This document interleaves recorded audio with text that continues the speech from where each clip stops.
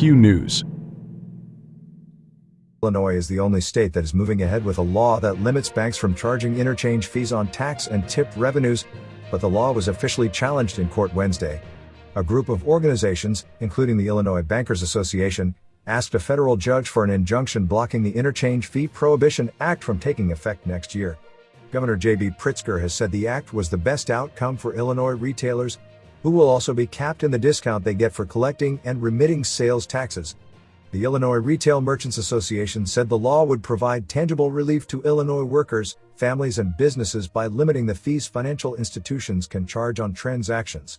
The U.S. credit card industry will still collect the highest fees in the world, even with the Illinois law in place, said National Association of Convention Stores General Counsel Doug Cantor.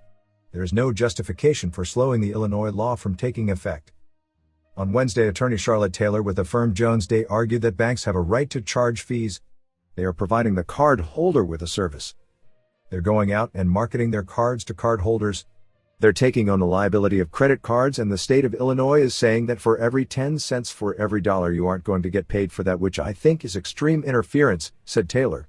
The Office of the Comptroller of Currency, the agent in the U.S. Department of the Treasury that regulates banks, filed a brief that called the new law ill-conceived, highly unusual and largely unworkable.